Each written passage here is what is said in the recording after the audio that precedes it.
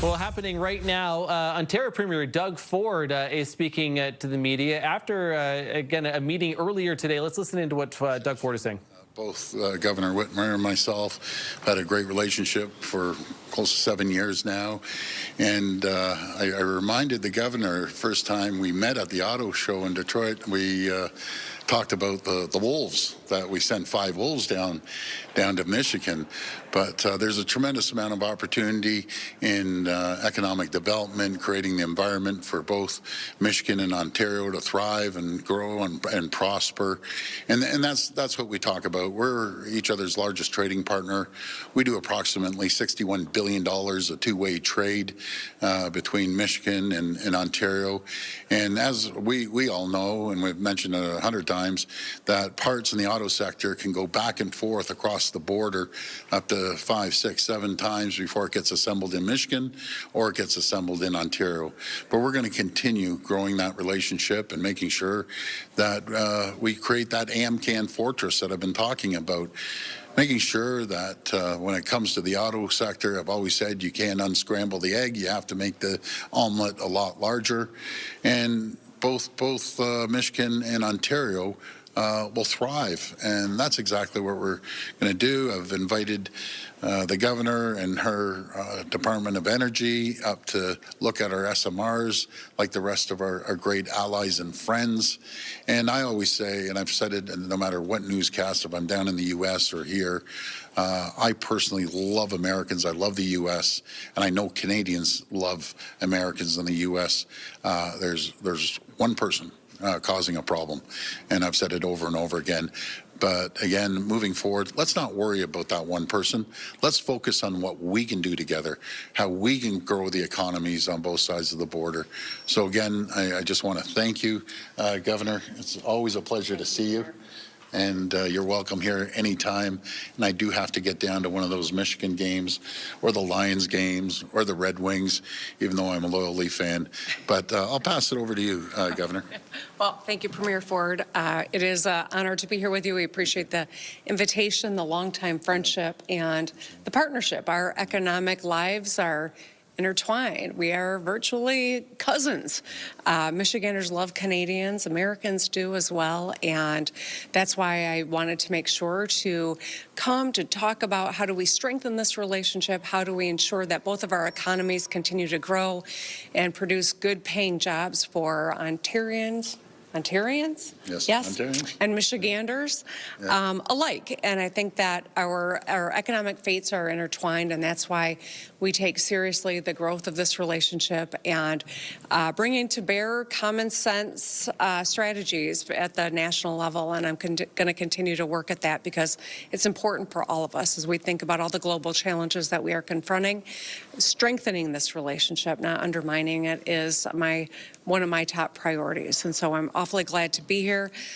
Look forward to, we've got a big opening of the Gordie Howe Bridge coming up in the coming months, next coming months. And it is a testament to what we can do together. We can build our commerce together. We can solve problems together.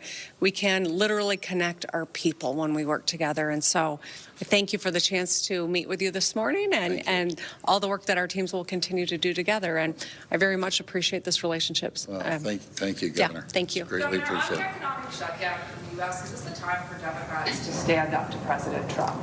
Well, you know what, I will tell you that right now there are a lot of tough conversations happening in the United States, including at my own state level. We completed a continuation budget at $350 this morning in hopes of not emulating the shutdown in Washington, D.C. So I'm proud of what we've been able to do. I never look to Washington, D.C. for solving my problems at the state level, but I hope that they can resolve it quickly and in a way that it benefits the American people. And you know, beyond that, I don't know that I've got a lot more insight on D.C. Governor, what are Trump's tariffs doing? What are Trump's? Just on the healthcare piece in the U.S. Medicaid cuts and Obamacare, how important that is to Democrats? It's been huge, not just to Democrats, it's important to Americans. When I was in the Michigan legislature, I worked with a governor, a Republican governor, to expand Medicaid. Almost 1 million people got health care coverage, many of whom I've met with, I've talked to, I know have gotten health care for the first time in their lives. It has been incredibly helpful to so many. It's a backbone of our economy. It is good paying jobs. It is all of the above. And that's why I fought against the cuts that happened in their big bill. And that's why I continue to be hopeful that common sense prevails and they don't devastate the American healthcare system, because it's people who will lose out. Governor, what are the Trump tariffs doing? What are the Trump tariffs doing to your state? Governor, Tariffs have been incredibly challenging for Michigan. Michigan, we grow things and we make things. It is agriculture that is hit so hard, and it is manufacturing, and that's who we are. That's what we do. There's a saying in the United States: if we catch a cold, Michigan gets the flu. We feel the pain of tariffs harder and faster than almost any other state, and that's why I'm trying to make sure that we can get back to a USMCA, back to strengthening this relationship and recognizing the importance of Canada, Mexico, and the United States having a good relationship, not adversarial. Well, thank you, Governor. Thank you. Michigan Governor Gretchen Whitmer and Ontario Premier Doug Ford. We'll keep listening here. Yeah, it's unfortunate. You know, as I have said, I'm disappointed that the federal government wouldn't sign off on moving them. I'm an animal lover, and it's just a sad situation. I'm really encouraging the federal government to allow us to make sure that these whales survive in a really great atmosphere or a new home. But it's terrible. And you put 30 whales in an acre. Like, give me a break. Like, they need to do a better job down at Marineland. But at the end of the day, if we want these whales to survive, we have to move them somewhere and make sure they have an appropriate area that they can live in, a large area. I don't like this. Yeah, I don't like these whales. The spokesperson said if they're not moved, if they're not exported, they'll likely be euthanized. Yeah, that's terrible. Absolutely terrible. So we need the federal government to sign off on it, or these whales they're on their hands because we want to help and move them. The feds are saying that if they are moved to this theme park in China, they'd still be living in captivity. These bad conditions you talk about. Yeah, but what we can do, it's not just going to China. We can look at other areas that will take these whales. We don't have to move all 30 in one shot, a couple here, a couple there, and we want them to survive. And if they don't, well, the federal government has to answer on that one. I mean, on the tariff situation, it sounds to me like, or it sounds to all of us, I guess, that Governor Whitmer and you are on the same page in terms of your concern about what's happening. Was there any what can you guys as subnational leaders do? Well, continue growing the trade and increase that $61 billion US that we trade back and forth, and we export about $38 billion, and they ship a little less, about I think it's 20 some odd billion. But anyways, we want to grow that trade. And President Trump's back at it again. This guy's too much. He's out there back on his 51st state.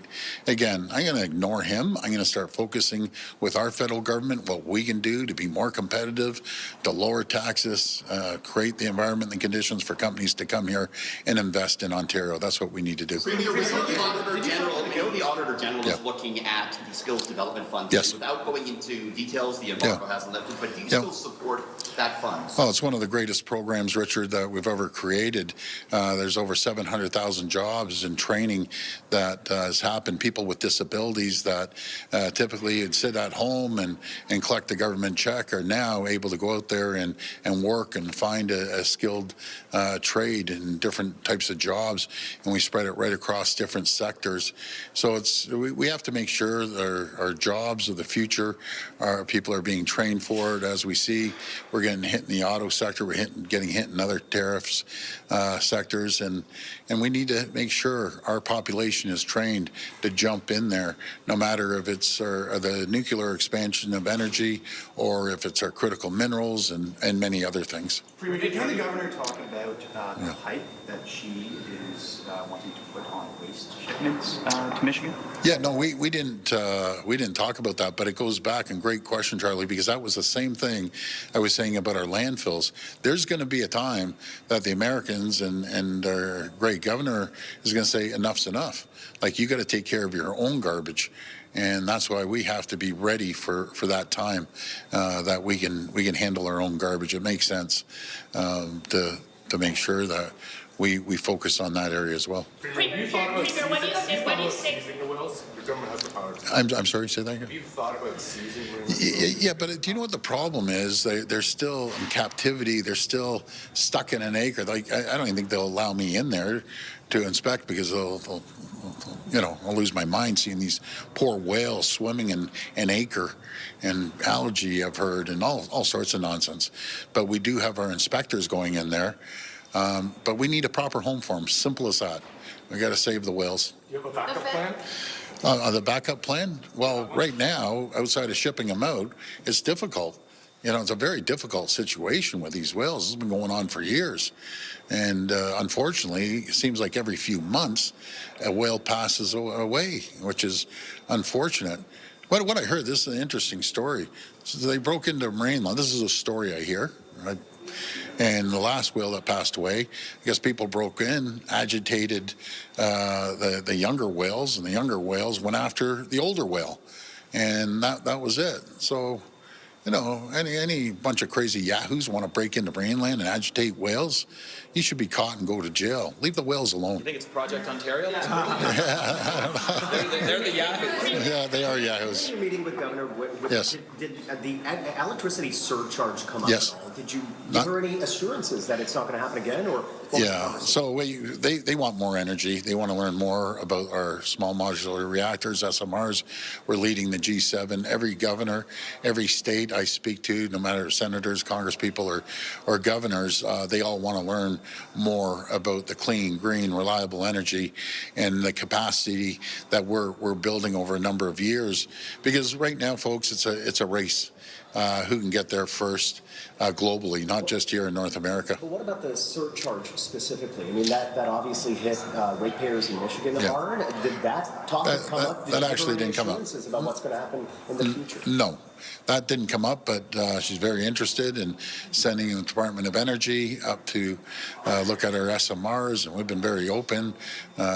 Because we're making sure that all of North America will be secure. But I look forward to creating large-scale nuclear as well. It's obviously going to take 15 years to get that done. But again, we're thinking of the future.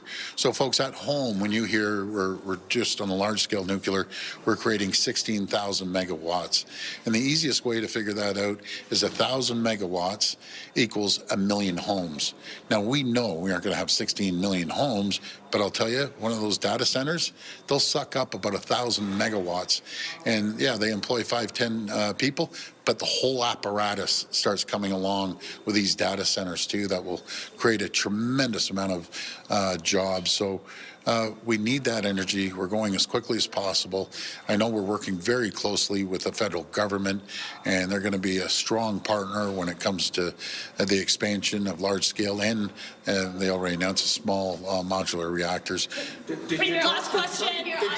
On child care, what do you say to the tens of thousands of parents in this province who are unable to find a spot right now under the government's watch? Well, it's a combination of a few things. We've always said we need the federal government to step up. We're the only ones that made the deal that we have to renew. So we need the support from the federal government. Actually, I was at an event yesterday, and a woman came out and said, thank you so much. If it wasn't for your government, I wouldn't be able to afford child care. So we look forward to renewing our agreement with the federal government. We look forward for them to be putting more money in. But child care compared to few years back, it's night and day. It's less than half the cost now. I'll have to get the exact figure, but that's our goal. Yes. You mentioned, Last one. you mentioned, I'm just going to ignore President Trump. Yeah. Is that the new strategy? You just Well, don't even talk about him by name? Or you just Yeah, well, you know, he drives me crazy, and yeah, I'll talk about him, but stop worrying about this guy. Let's start focusing on what we can do as a country, as a province, to attract more companies. We have Vic Fideli, and I always give the guy a shout out because I don't know how the guy does it. One day he's in Germany getting new business. Now he's over in Asia. He's taking a tour all around there, attracting more businesses. But what he did say, on a positive note, he said, Premier, the pipeline is full of billion-dollar investments. And I said, well, bring them back. Let's start announcing them. And people still around the world, with all the turmoil, uncertainty, and wars happening, they look at Ontario as a safe haven, a pro-business government, and making sure that we cut the red tape and regulations, which we have, to a tune of $1.2 billion. And that's the last number they gave me. It's 1,800,000 person hours that you can reallocate somewhere else. So we got to focus on what we can do and stop worrying about that guy south of the border. And we have great friends and great allies. I can tell you over and over again, when I speak to Republican governors, they do not agree with them. They're too scared to go out there and say anything. Isn't that a shame? But Governor Whitmer, she's a fabulous partner, and it's all about building relationships. And I can tell you, the governor is not shy to make sure that she holds President Trump's feet to the fire. But thanks, everyone. Thank you. Yeah, line 5 never came up. Never came up.